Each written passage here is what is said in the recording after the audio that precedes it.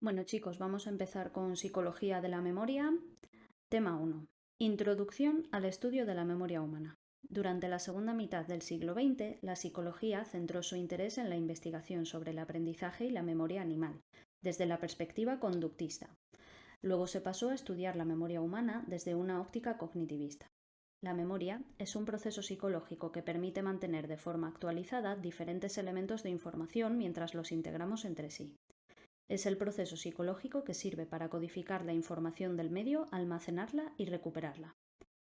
El cerebro retiene la información aprendida a través de representaciones mentales internas y de la capacidad de reactivarlas y hacerlas presentes. Ballesteros 2000. Pero no todas las representaciones internas son memorias. La percepción también produce representaciones mentales. Para que sean memorias, deben provenir del aprendizaje. La memoria humana no es un sistema único. Durante los años 60 se realizaron estudios dentro de la psicología cognitiva de la memoria y la neurociencia cognitiva de la memoria. La recuperación de la información puede ser rápida y precisa, o difícil o imposible. Primeras aproximaciones científicas al estudio del aprendizaje y la memoria. El estudio científico de la memoria data de finales del siglo XIX. Hermann Ebbinghaus, 1885, escribió sobre la memoria y demostró que se puede aplicar el método científico experimental para estudiarla. El método que empleó fue a través de sílabas sin sentido que aplicó a sí mismo. Aunque se criticó su validez ecológica, que no es aplicable a la vida diaria, a él se debe la intuición de que las ideas que habían sido conscientes en un momento dado no se perdían y estarían almacenadas en algún lugar. Ebbinghaus estaba interesado en descubrir leyes que rigieran la memoria humana. Sir Frederick Bartlett, 1932, estudió el funcionamiento de la memoria en ambientes naturales. No fue formal a la hora de realizar y describir sus experimentos y no pudieron ser replicados. Tampoco presenta un análisis estadístico, así que solo se pueden obtener algunos ejemplos. El método de Ebbinghaus. Como ya decíamos, pues utilizó sílabas sin sentido, consonante, vocal, consonante. Él mismo fue el sujeto experimental. Su método se conoce como el método de los ahorros. Consiste en repetir una serie de veces series de sílabas sin sentido y tratar de recordarlas en el mismo orden después de intervalos temporales: 20 minutos, 1 hora, 8 horas. Consta de 3 pasos principales. 1. Se mide el tiempo invertido en realizar el primer aprendizaje. 2. Se mide la duración del aprendizaje de nuevo, al cabo de distintos retrasos: 20 minutos, 1 hora. 3. Se calcula la diferencia entre los pasos 1 y 2. La curva del olvido. La curva del olvido es, como viene aquí en la figura 1.3, que podréis verlo en los apuntes, que los subiré también a Patreon para que los tengáis ahí, muestra la curva del olvido. Como puede apreciarse, el olvido de la lista de sílabas sin sentido era muy grande al cabo de 8 horas y bastante estable a partir del primer día. La curva del olvido de una lista de trigramas de letras sin sentido en función del retraso en la recuperación de la información según Ebbinghaus. Ebbinghaus demostró que funciones mentales superiores como la memoria podían estudiarse en el laboratorio en condiciones simplificadas y controladas. Un concepto importante relacionado con el de curva de aprendizaje es el de la duración de la traza de memoria en el cerebro. Cuanto más fuerte sea dicha traza, más largo será el periodo temporal que la persona será capaz de recordar la información. Ebbinghaus también comprobó que la hora del día en que se realizaba el aprendizaje influye en el resultado. Recordaba mejor si aprendía por la mañana que si lo hacía por la tarde. También comprobó que el material olvidado se aprende de nuevo más rápido, en menos ensayos. El modelo de memoria de Ebbinghaus es un modelo empirista basado en 3 supuestos. 1. Las representaciones de la memoria tienen forma de imágenes. 2. Cuando 2 elementos se producen juntos, se asocian en la memoria. Y 3. Las propiedades de un sistema psicológico complejo pueden estudiarse utilizando las unidades simples del sistema.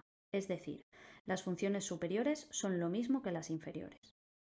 Según este modelo, en la primera fase se construye una representación del material a retener y en una segunda fase, a través de conexiones o nexos asociativos, aprendizaje, se llega al estímulo objetivo que se desea recuperar. Los modelos asociativos de memoria modernos suscriben en parte este modelo, porque asumen que el estímulo objetivo se encuentra en la memoria a largo plazo y se utilizan conexiones asociativas para llegar a él. Los psicólogos del aprendizaje verbal. En un principio se utilizaron sílabas, pero después se comenzaron a utilizar palabras, ya que no todas las combinaciones de sílabas de Ebbinghaus se aprendían con la misma facilidad. Se demostró que las palabras de una lengua varían en función de distintos parámetros como el valor de imagen, la concreción, la frecuencia de uso y el significado. Las palabras con valores altos se recuerdan mejor. Bartlett y su estudio de la memoria en ambientes naturales. Representa la tradición constructivista.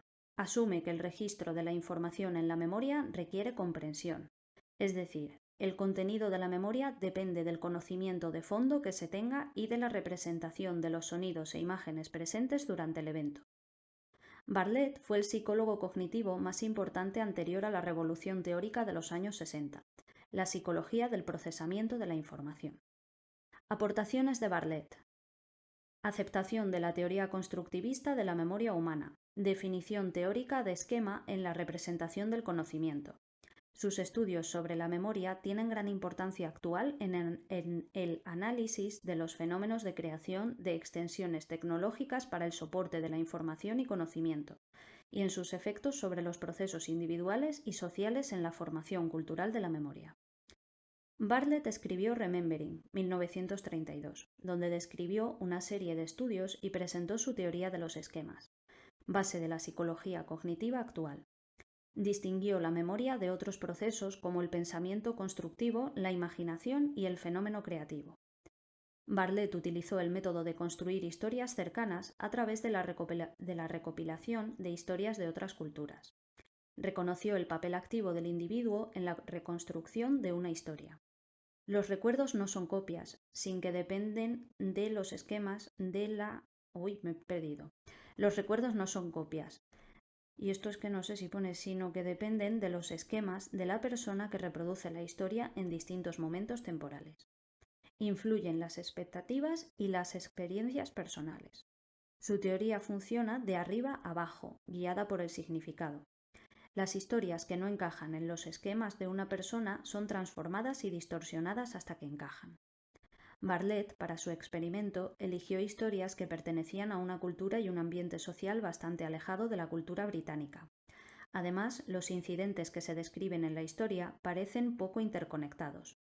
Introdujo un elemento sobrenatural para ver cómo los participantes trataban este aspecto. Clasificó los resultados en categorías.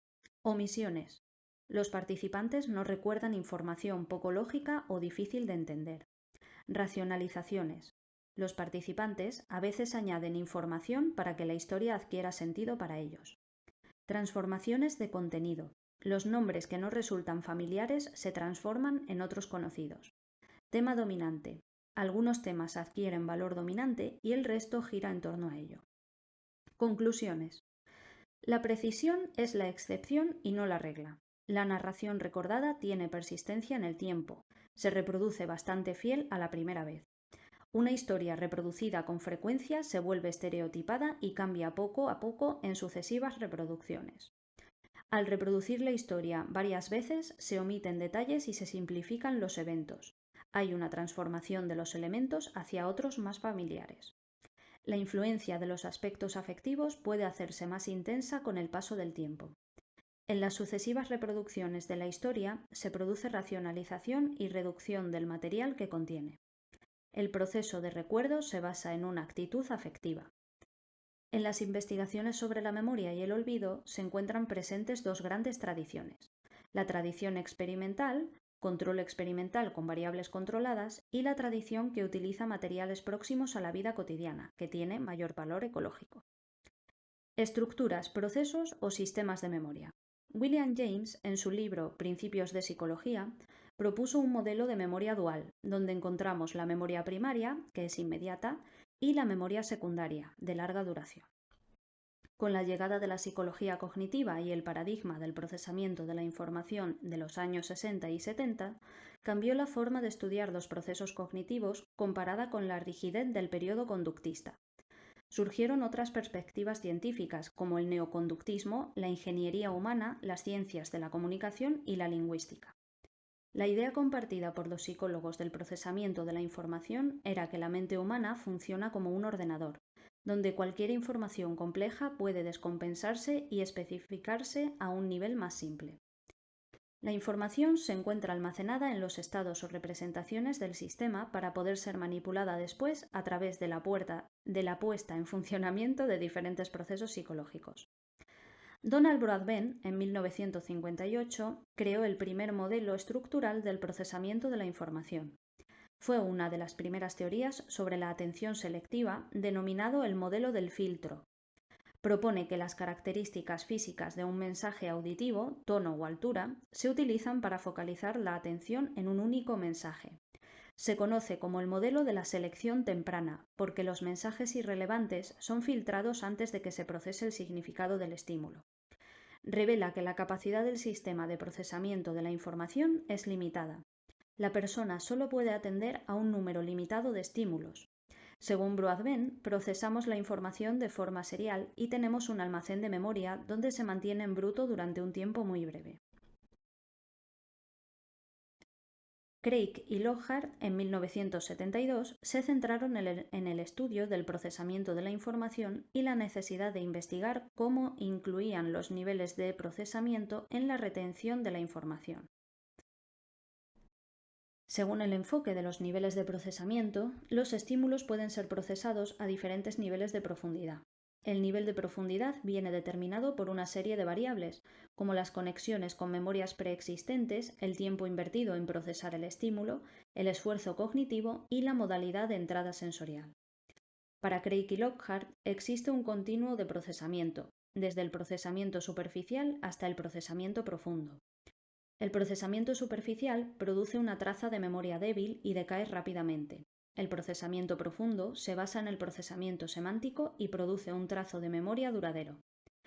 Brenda Milner, en 1962, mostró que un paciente amnésico era capaz de aprender después de unos días de entrenamiento, a dibujar en espejo, pero era incapaz de recordar haber practicado esa tarea. Así mostró que la memoria no es unitaria, sino que existen varios tipos. Warrington y Weisskranz, 1970-1978, demostraron que los pacientes amnésicos presentaban una buena retención en tareas no motoras. La existencia de sistemas de memoria llegó con la demostración de que los pacientes amnésicos actuaban normalmente en ciertas tareas de memoria cuando no se les pedía que recuperaran la información de forma voluntaria. Es decir, mantienen una memoria inconsciente normal, pero no pueden acceder a la recuperación voluntaria. Distintas estructuras cerebrales son responsables de diferentes tipos de memoria. Las memorias de larga duración. La memoria a largo plazo, MLP, es permanente o casi permanente. Endel Tulbin la denominó memoria semántica. Fue el primero en distinguir entre memoria episódica y memoria semántica. Larry Squire, en 1987, propuso una clasificación de los sistemas de memoria, que sería: la memoria a largo plazo pues tendría dos, memoria declarativa y memoria procedimental. La memoria declarativa tendría episódica y semántica, y la memoria procedimental, memoria implícita, destrezas motoras y condicionamiento. En la memoria declarativa, los sucesos pueden ser atraídos a la mente mediante proposiciones o imágenes. Es una memoria de hechos. Tiene memoria episódica de los hechos pasados, como la autobiografía, y la memoria semántica, conocimiento del mundo y del lenguaje, hechos, conceptos y lenguaje. Y memoria procedimental es una memoria de habilidades, saber hacer algo, motoras y cognitivas. Sobre los contenidos de la memoria operan los procesos psicológicos de codificación, almacenamiento y recuperación. La información que se codifica superficialmente se recupera peor. La organización del material que se desea aprender y retener produce mejor aprendizaje y recuerdo. Por ejemplo, organización subjetiva, jerárquica, alfabética, semántica, dependiendo del tipo de estímulos. Pruebas utilizadas para evaluar la memoria de larga duración. El recuerdo libre, que es reproducir el material como se desee. Recuerdo señalado, se proporcionan pistas para ayudar a recuperar la información. Y el reconocimiento, indicar si el estímulo es nuevo o ya se había presentado anteriormente. Aportaciones de la neurociencia al estudio de la memoria. Desde la neurociencia cognitiva se han utilizado diversas técnicas de neuroimagen como la electroencefalografía, el EEG, para medir la actividad eléctrica a través de la colocación de electrodos en el cuero cabelludo, registrando patrones de ondas, los potenciales evocados, que permiten registrar la actividad cerebral producida en distintas zonas de la corteza ante la presentación de estímulos. La tomografía por emisión de positrones, PET, y la resonancia magnética funcional, fMRI. Y este sería todo el tema 1, que como hemos visto es muy cortito, es una introducción y pues ya estaría. Así vamos arrancando con psicología de la memoria y nos vemos en el siguiente vídeo en el tema 2. Un saludo.